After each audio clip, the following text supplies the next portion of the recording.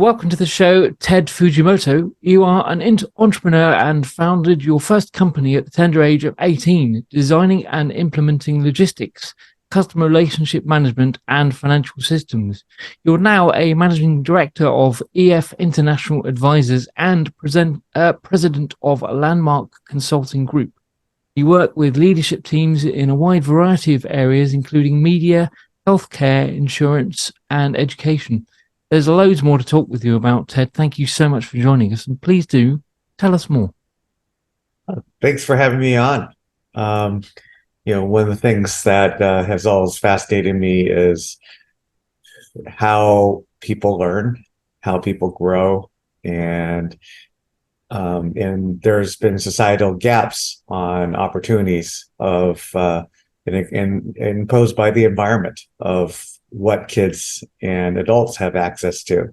So by giving, through education, I spent quite a bit of time working with education systems, and by using education as a way to give more opportunities for exposure to knowledge, for learning, that generates life opportunities. Mm-hmm. That's right. And now you have these schools. Yes. And they're totally successful. Yes. They've been around.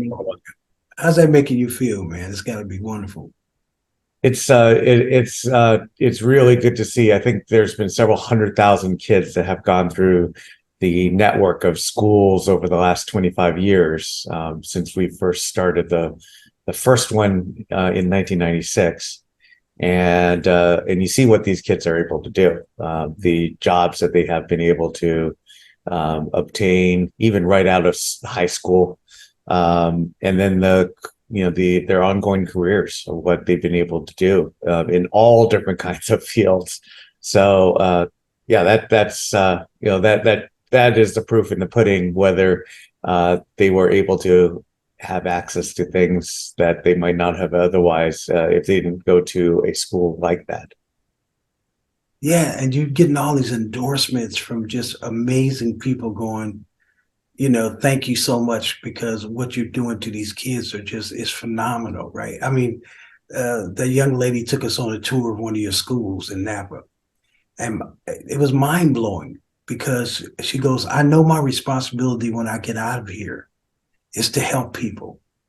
Now, if that ain't the most beautiful thing in the world to hear from a child, right, in the 11th grade or whatever, right? I know what I'm supposed to do when I leave here. Man, come on. I know it's going to keep growing as well and stuff like that. What pisses me off is politicians, basically, because they get in the way.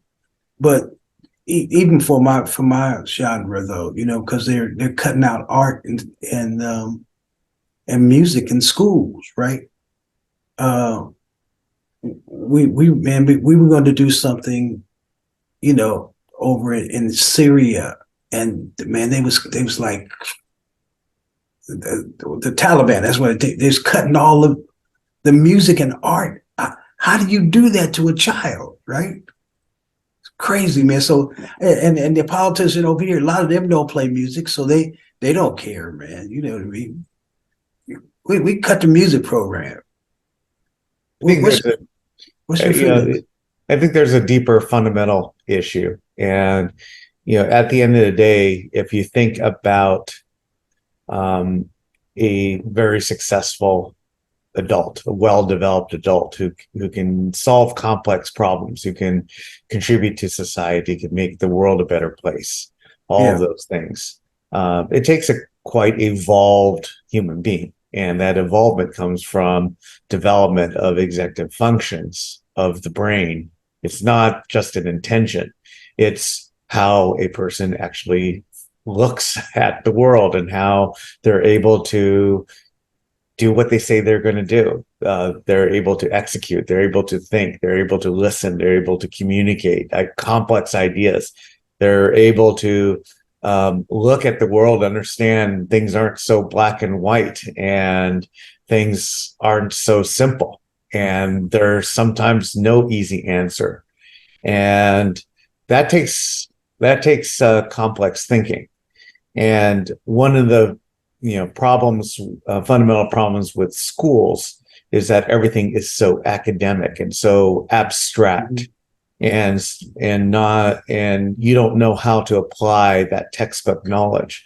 So that's one of the things of the schools that I've backed, are all hands-on learning, and not just learning the answer, because the best learning comes from when you throw kids at a problem that no one has an answer to, literally has no, Right. they still don't have the answer to. And by understanding the complexity of the problem, sometimes those kids come up with the answer, see things differently than the adults do. And you can only do that when you allow that to happen. And so it's amazing. I'm working with a number of early childhood schools that are basically 4-year-old and below. And it's amazing the studies that are happening about executive function. And if you stimulate the brain around play, around music, around hands-on, but and develop the brain, right and left brain in an intentional way. Yeah. The first few years, you don't have to teach academics at all. You don't have to teach letters and numbers. And in fact, some of these schools say we don't teach letters and numbers. And the result is that if you develop those underlying executive functions, those kids learn their letters and numbers grades and years ahead of their peers. Wow. Right? Because if you're there's some kids who, when you say executive functions, so some of it is, for example, be able to moderate your emotions, right? And to listen and to process.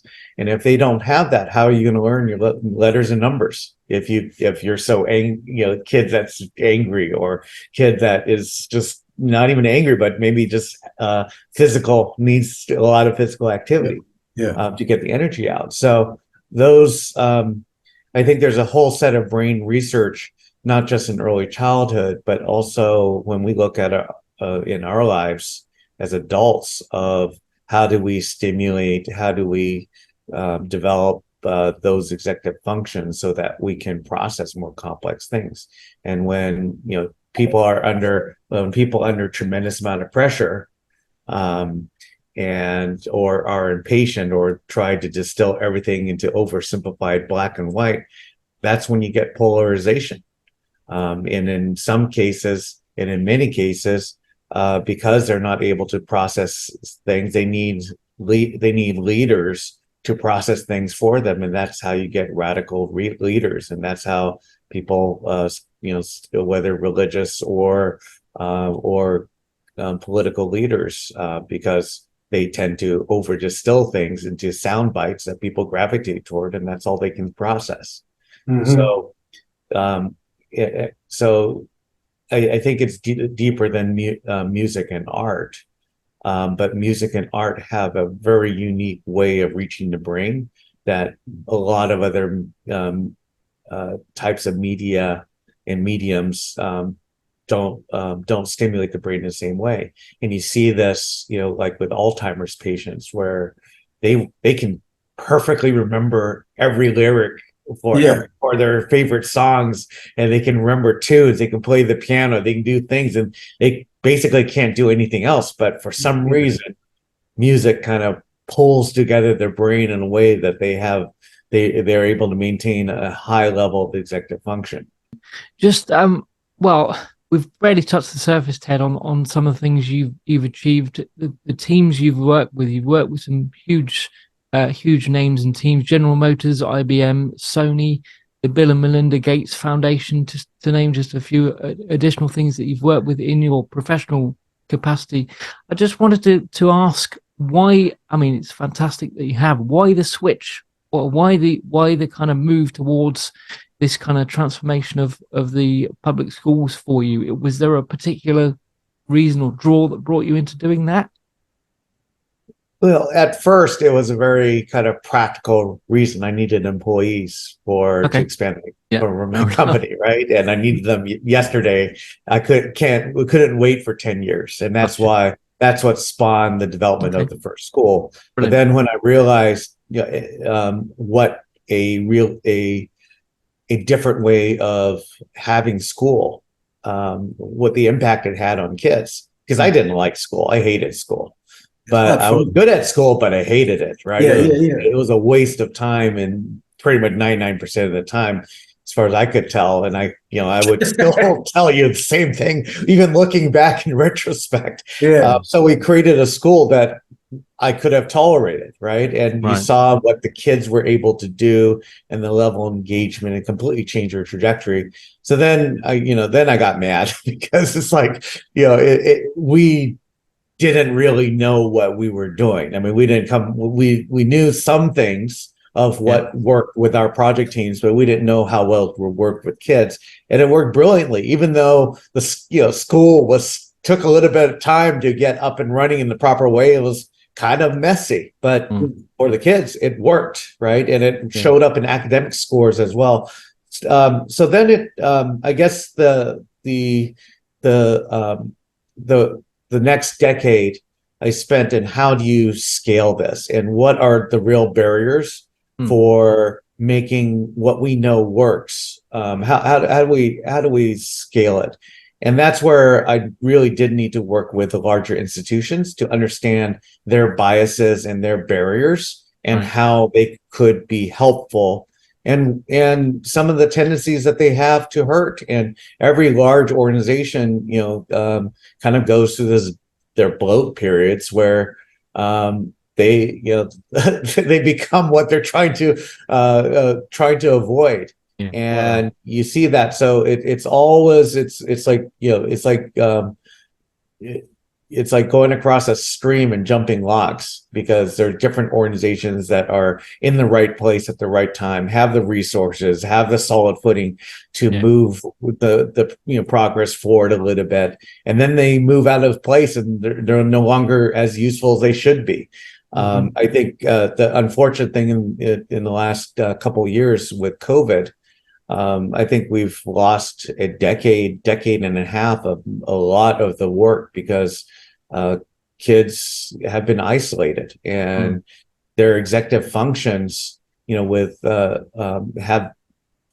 been extra stumped because of the isolation and what they weren't doing while they're being locked down and having limited social interaction, or limited environments that would stimulate them outside of maybe their own parents. And there are families out there that are definitely outliers, where COVID was probably a really good thing, because they got to spend more time with kids. Kids got exposed to hearing their parents on their business calls and all this stuff, right? So there are exception rules, but by and large, I think there's a tremendous amount of desperation that happened out of COVID. And so I would say the majority of families were probably hurt. No, majority of kids were hurt. And this will set us back, a decade. But it also, it also created a lot of new entrepreneurs. I think about people that had a hobby or something like that, and they're in their garage and they've been working on this. And one day I'm gonna turn this into a business, right? Well, when COVID happened, they're locked down, so they start working on their art and craft thing and stuff like that. And they got it together and launched it, and they go, I don't want to go back to work for nobody else. I'm all right now.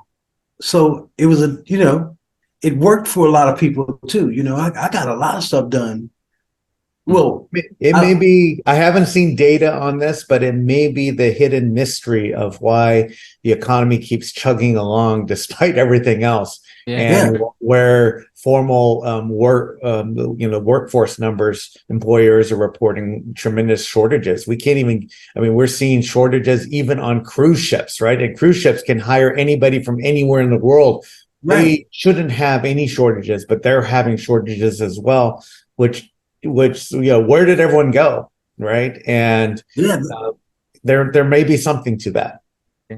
And then people at home on their computer, And they're finding out, I didn't know that, because you don't have time to look for it, you know what I mean, all day long, right? And then, but people start figuring out, hey, you know what? I can start my own business. And then if they get paid a few times, they go, why should I go back? It's like what you're saying. Nobody wants to go back because they didn't figure out how to do something, you know, for themselves. Right. I really hope that that is the case, and that's an underlying, there's enough of the entrepreneurial activity that is being generated, because not only will help each country and the world from the economy standpoint, but I think it's what will create a lot of future opportunities down the road. There's no, I have not been able to see any specific data around that, so I think that's something that we have to watch for. But anecdotally, there's, I know of lots of businesses that were started, and we'll see how many of them survive. But that even going through that entrepreneurial exercise is valuable. They will learn something. Well, you know, they always say when they send you to school, they send you to school to learn how to work for somebody else. They're not sending you to school to work for yourself, right? That comes from a rebel. That's a person who says, you know what, I'm tired of working for somebody else. Let me figure out something I can make a living off myself, and, you know, and maybe be enjoyable too at the same time, right? That's right. That's very true. It really is, man. So I wanted to bring you up because I want, you know, I wrote a song for you about your school, and then, you know, it is the right to succeed. Mm-hmm. And that inspired me to do it. You know what I mean? Because I really love what you're doing. I mean, you've helped so many people out. Like, it's a trip, because, you know, decades from now, people be going, you know what? My parents took a chance on me to go and try this new way, right? And that's a beautiful thing. And it's kind of full circle and a bit interesting, because during the middle of COVID, we relocated from Los Angeles to splitting time between Canada and Dallas, Texas. And Oh, wow. Texas happened to have a pretty large cluster of new tech schools. And ironically, in our neighborhood, there are so many parents that their kids are now in college or graduate from college that went through one of the schools, and it's really amazing to see what these kids are doing and working toward. Well, I mean, you're a humanitarian to me, because I remember one time using Pasadena. So when you say, Skyler, I'm gonna fly down today and I'm gonna go take you to lunch, and you did. You flew down and took me to lunch, and you go, I bought a building. And it's right in the middle of the ghetto, right where the black gangs and the Mexican gangs are. I got these kids to enroll, and they're all graduating at 98%. Yeah. Now, that right there, you know what I mean? That should be a model for everywhere, right there. Yeah. And so what we found, you know, I guess if I were to sum the work, is you get some of the basic things right, like focus on the executive function, focus on, you know, the culture of trust, respect, responsibility, and those things. The academics and the learning of a craft follows almost automatically behind that. The number one barrier is the institutional systems and the adults and mindsets. Every time. Because you remove those barriers, kids naturally will succeed at the highest levels, and oftentimes it's unintentional, because the adults were all trained in a particular way, or you have certain systems that have been created in a particular way, and to survive in those systems, you kind of and you want a career and you want to be there for more than a year or two. You kind of have to do what the system wants you to do. That's right. And those system changes take a very long time. Oh, yeah. Every now and then you find a window where the system says, you know, I don't know what to do in this particular area.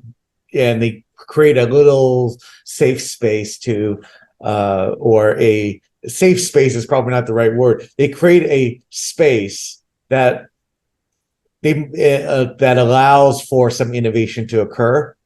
And allow sometimes mean it's not, they might not give you permission for it, but they might not be paying attention enough to impede it, right? So there's all kinds of weird ways that innovation happens, but innovation that occurs in a vacuum, I call it, the freshwater fish in a saltwater tank issue. You could be the best freshwater fish, but if you're dropped in a saltwater tank, you either have to jump out or you're going to die. It's just a matter of time. Yeah. And so unless you give the fish, or you have a group of people that are able to create almost a barrier, a tank within that saltwater tank with fresh water, that's the only way that that innovation survives. So it's good. Innovation is great to inspire, but inspiration doesn't sustain. That's right. I remember they did this experiment with some goldfish, right? Mm-hmm. And they took them out and put them in the ocean. They kept going in a circle because they've been going in, in the fishbowl. They just going in a circle, right? It's crazy, man. You take them out. Tom? Well, firstly, I want to know any plans to expand what you're doing with regards to the schools. I understand, obviously, you've owned hundreds of schools already. Have you got more expansion plans in the pipeline? Are you going to go internationally? Because this sounds like it would work in other countries as well.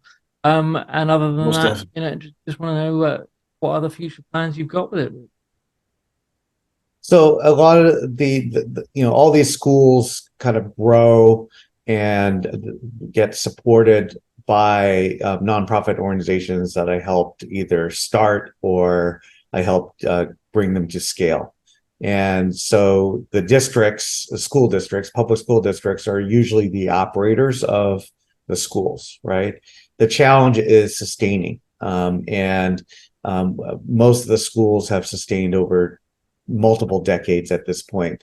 But I would say this last round has been incredibly challenging because during COVID, I think we're seeing in some states, you're seeing a third to half of the superintendents and school boards turn over, which have no institutional knowledge of what's happened in the past or want to throw everything out.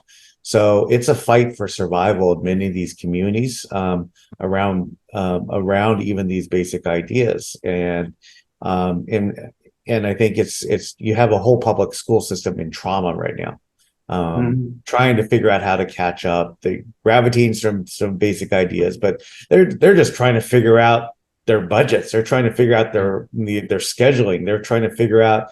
There's a lot of trauma and a lot of there's not much sustained leadership that you can bank on.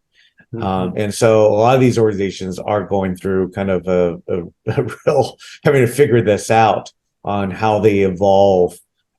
Is there a different kind of support that needs to supply the districts as they're making these transitions so that when they complete the transitions, they can now, again, support, creating, these new school type of environments.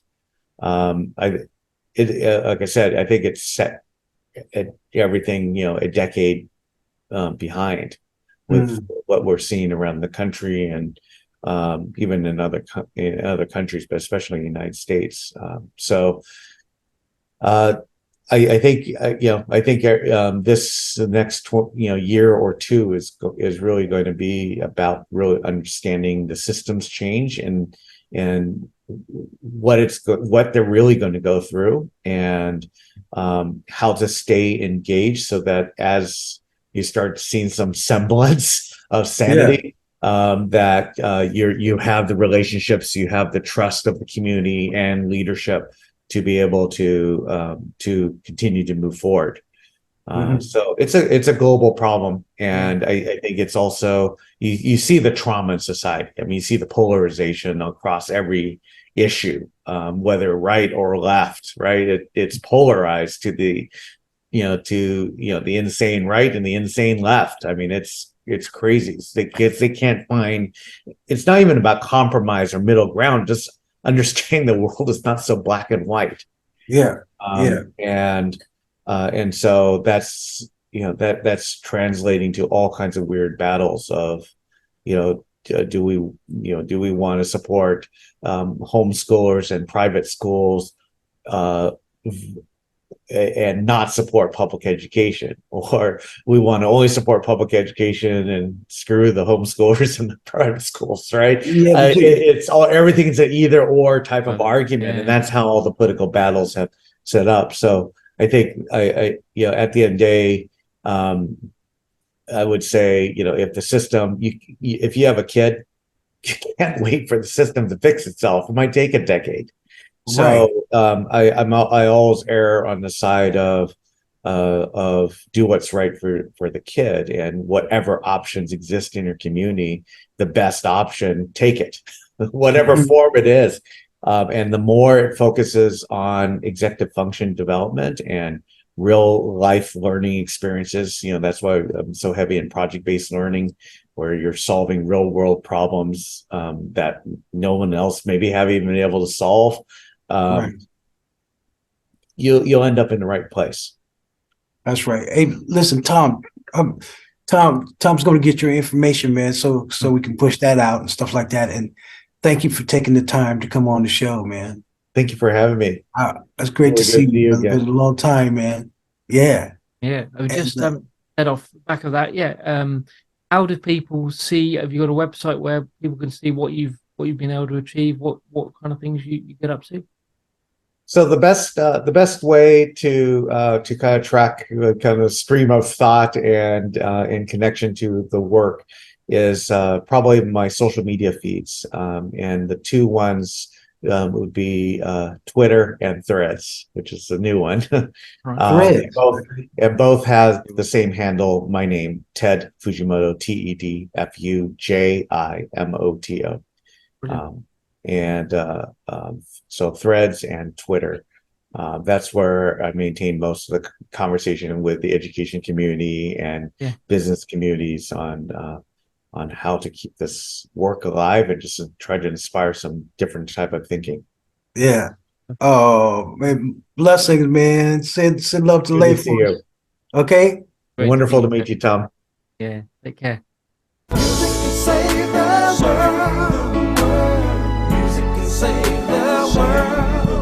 If we all get together, music can save the world. Yeah. Music can save the world. Music can save the world. If we all come together, music can save the world. There's an urgency facing our humanity. Thank you so much for watching. To stay up to date, please click subscribe and hit the bell. You can also join our group on Facebook and find us on LinkedIn and Instagram.